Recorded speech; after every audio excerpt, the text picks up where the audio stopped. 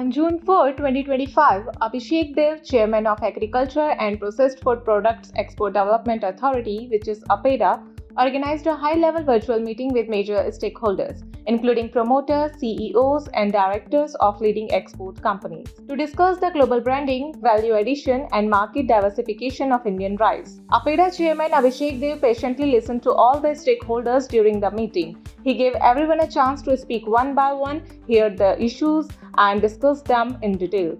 A major highlight of the meeting was the address by Dr. Prem Garg, National President of the Indian Rice Exporter Federation, which is IRAF. Dr. Garg outlined a bold vision for expanding Indian rice markets beyond the traditional strongholds of the US, Europe, Canada, and the Middle East. He noted a significant rise in demand for basmati rice in African nations, which he termed as the next big frontier for Indian rice. कि आज सिर्फ हम Europe, US और Canada और middle east की बात करते हैं, पर आज बासमती राइस की जो डिमांड है दिन पर दिन अफ्रीकन कंट्रीज में भी काफी बढ़ती जा रही है.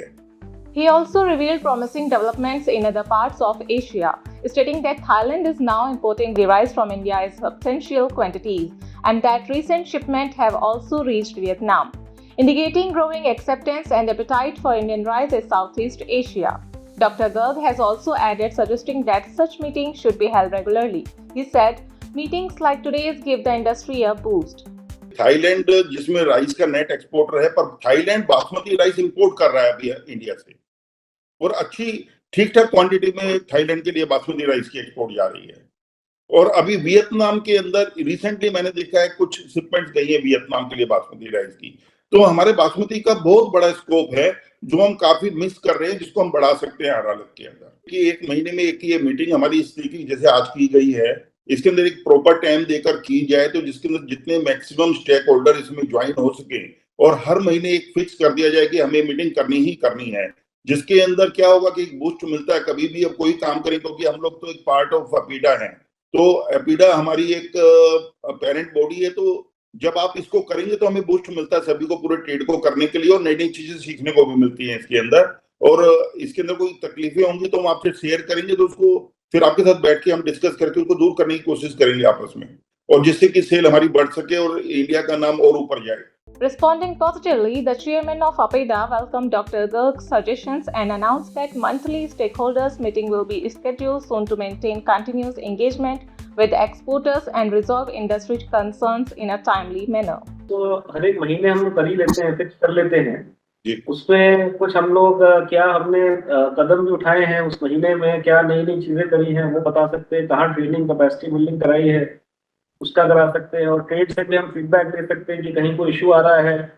ट्रेड हमें प्राइस का भी फीडबैक दे सकता है कि क्या है. हमने इनफैक्ट मैं बताना चाहूंगा कि Adding to the discussion, V. Chandra highlighted a key challenge the industry is facing. He said, "We have seen volume growth in rice export, but not a proportional value growth. That's where branding becomes essential." Volume growth आई है, उतनी value growth नहीं आई है.